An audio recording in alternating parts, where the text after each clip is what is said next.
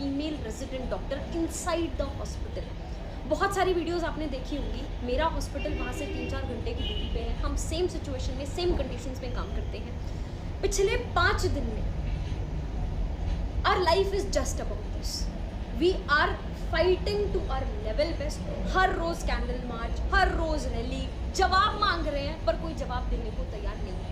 इतनी miss information, हर media बोल रहा है कि एक ही इंसान का काम था, ये था इंसान, बस केस को जैसे तैसे करके क्लोज किया जा रहा है। I will tell you the whole story and I have few questions. उन्होंने 11th-12th कंप्लीट करी, नीट यूजी दिया, 5.5 साल की MBBS करी, नीट PG क्लियर करा, ठीक है। रेजिडेंसी शुरू हुई, फर्स्ट ईयर खत्म हुआ, सेकेंड ईयर में वो 36 आवर्स की ड्यूटी पे वो गई। एक बार तुम अपनी जगह पे उसको इमेजिन करके देखना। Your life was going fine, you are working so hard in your life. 36 घंटे की ड्यूटी पे गई। 11 बजे के आसपास उन्होंने अपनी मम्मा को कॉल करा कि mamma everything is fine, I am fine, going on round. Round में हम पेशेंट को देखते हैं, आप सो जाओ। पेरेंट्स सो गए, सब कुछ ठीक चल रहा है, ठीक है। 2 बजे के आसपास आपको जैसे तैसे करके टाइम मिला, आपने डिनर करा और फिर आपने सोचा एक बार सेमिनार रूम में जाके, वहाँ पे बेड लगे हुए थे तो वहाँ पे जाके थोड़ी देर रेस्ट कर लेते हैं, क्योंकि उस टाइम पे पेशेंट लोड बहुत कम हो जाता है और जूनियर्स, इंटर्न्स जैसे तैसे कोई ना कोई ऐसा होता है जो संभाल लेता है। वो वहाँ पे रेस्ट करने गई। वो 3 बजे रात में, हम जब सब लोग सो रहे थे, यार एक बार सोच के देखो, हम सब सो रहे थे, वो किस कंडीशन से गुजर रही होगी। उनके पेरेंट्स ने बताया है किस सिचुएशन में वो हुई। Both her legs were wide open at right angle, मतलब पूरा पेल्विक गर्डल तोड़ दिया गया है, ऐसे पैर मिले हैं वाइड ओपन, पूरी बॉडी पर इंजरीज है। उनकी आंटी ने बोला कि जब देखा उनको, चश्मे टूटे हुए, आंखों में गड़े हुए हैं। पोस्टमार्टम रिपोर्ट में जितना सीमन मिला है, चाह के भी एक इंसान 9 से 3 बार भी इजैकुलेट करेगा तब भी इतना सीमन नहीं मिल सकता। It was a gang rape. सोच के देखो, पूरी बॉडी पर इंजरीज, मुंह पे, फेस, हर जगह पर। सुबह 7 बजे के आसपास पेरेंट्स को कॉल किया गया, बस सो रहे हैं, सब नॉर्मल जिंदगी चल रही है। पेरेंट्स को कॉल किया, पेरेंट्स को कॉल करके बोला आपकी बेटी बहुत ज़्यादा बीमार है, फटाफट से हॉस्पिटल आ जाओ। अब तुम लोग रहोगे तो तुम लोग भी पैनिक करोगे ना, तो हर parents panic and they call back again and again and again. कोई कॉल नहीं उठाया, थोड़ी देर बाद उठाया, उन्होंने बोला आपकी बेटी ने सुसाइड कर दिया। क्या हालत होगी यार तुम्हारी।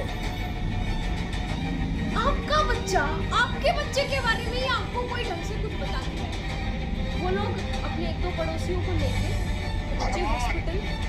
3 घंटे तक खड़े रहे, किसी ने अंदर उनको उनकी बेटी देखनी है। आपका बच्चा, आपको कोई अपने बच्चे से मिलने दे रहा, अंदर सबूत मिटाने का काम चलता होगा। वरना क्या रीजन क्या है कि 3 घंटे तक पेरेंट्स को मिलने नहीं दिया गया, अपनी बेटी को देखने नहीं दिया गया, पेरेंट्स को। और किसी का उसके ऊपर हक कैसे बनता है, माँ बाप को नहीं देखने देते। 3 घंटे तक उन्होंने वेट करा और जब पापा अंदर गए, शी वाज नेकेड। मतलब this is the worst ever thing एक बाप के लिए जो हो सकता है। पहले सुसाइड करके, उनको साइकोटिक घोषित करके मामला बहुत अच्छे से क्लोज करने की कोशिश की। जब उठ गया मामला, उसी दिन हमको पता चला, हमारे यहाँ पे उसी दिन प्रोटेस्ट स्टार्ट हुआ। मामला बढ़ा, अगले दिन 24 घंटे के अंदर एक इंसान को पकड़ा, पैसे वैसे दे देते हैं, पता नहीं किसको बचाने की कोशिश कर रहे हैं। मैं क्यों बोल रही हूँ वो इंसान नहीं हो सकता। नंबर 1 पोस्टमार्टम रिपोर्ट कि इतना ज़्यादा सीमन वजाइना के अंदर से मिला, तो इट इज़ डेफिनेटली नॉट एक इंसान का काम। दूसरी चीज़, उनके ही पैथोलॉजिस्ट का सारी वीडियोस, जितनी भी चीज़ें मैं यहाँ पे बोल रही हूँ, एकदम फैक्चुअल बेसिस पे बोल रही हूँ। मेरा हॉस्पिटल पास नहीं है, हमारे पास जितनी पर्सनल वीडियोस, जितनी पर्सनल चीज़ें शेयर हो रही हैं, आई डोंट थिंक वो इंटरनेट पे भी अवेलेबल है। एंड हम लोगों में से भी कोई उन चीज़ों को डालेगा नहीं। हमने उनकी डेथ के बाद की फोटो देखिए and that picture haunts like all this situation, everything. This is just so traumatic.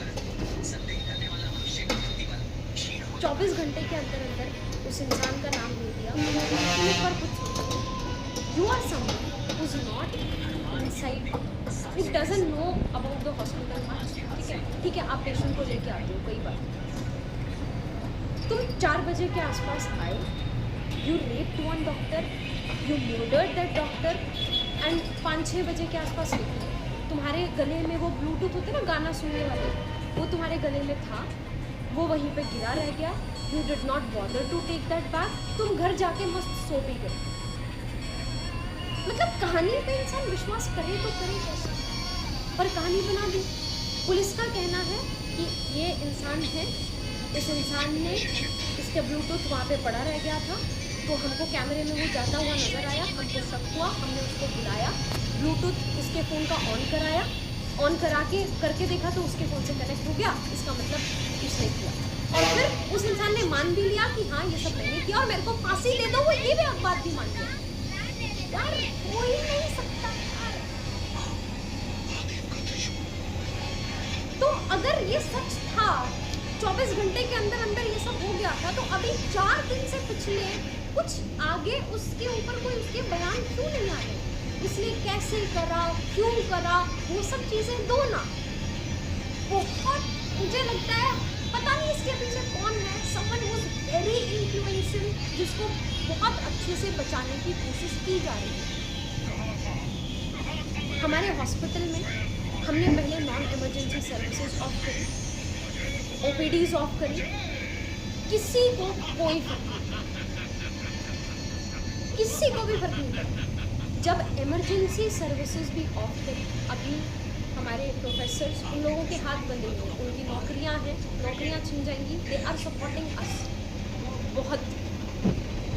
But अभी इंटर्न्स का काम, ब्लड निकालने वाला छोटे मोटे काम हमारे प्रोफेसर्स को करना पड़ेगा। दे आर डूइंग घंटों घंटों नाइट ड्यूटीज, डे ड्यूटीज, वो सब मैनेज कर रहे हैं। It feels so bad to see a patient. हमारे हॉस्पिटल में 100 किलोमीटर की रेंज में कोई भी और दूसरा गवर्नमेंट हॉस्पिटल नहीं है। बहुत गरीब लोग हैं जिनके पास कैब तक करने का पैसा नहीं है, वो हमारे पास आते हैं ट्रीटमेंट के लिए। It feels so bad to see them going back. मैं इस दिन के लिए डॉक्टर तो नहीं बनी थी, बट अभी हमें लगता है कि यार अगर अब हम भी पड़ गए तो ऐसे तो ये चीज़ें होती ही रहेंगी, कभी बंद ही नहीं होगा। तुम्हारे साथ, तुम्हारे घर में बहन, माँ, बेटी, किसी के साथ हो जाए और उसके बाद जवाब भी नहीं मिल रहा है।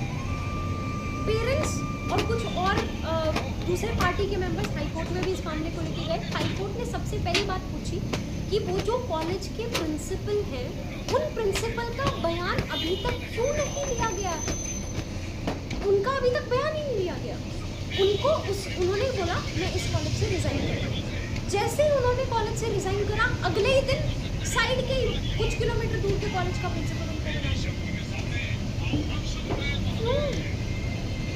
कोर्ट ने जवाब मांगा, उनके पास कोई जवाब नहीं है। पेरेंट्स से 3 घंटे तक क्यों नहीं बेटी को मिलने दिया, उनके पास कोई जवाब नहीं है। सीबीआई को सारी चीज़ें बोल रहे हैं, सौंप दी गई। कहाँ है सीबीआई, कहाँ है क्लैरिफिकेशन? मुझे एक बात समझ में नहीं आ रही, मतलब मेरे को ऐसा लगता है ना, मेरी लाइफ में भी बहुत सारी ऐसी चीज़ें होंगी जो मेरे माँ बाप तक नहीं जानते होंगे मेरे बारे में।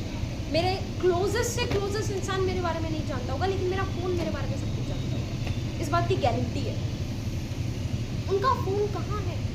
जिन जूनियर्स के साथ उन्होंने रात को डिनर किया, उनके बयान कहाँ हैं? किसको छुपाने की कोशिश की जा रही है? एक इंसान का काम नहीं है। पोस्टमार्टम रिपोर्ट्स कह रही है, मैं नहीं कह रही, आई एम नॉट स्पेक्यूलेटिंग, मैं कोई आइडियाज़ ये सब नहीं बोल रही हूँ, पोस्टमार्टम रिपोर्ट कह रही है।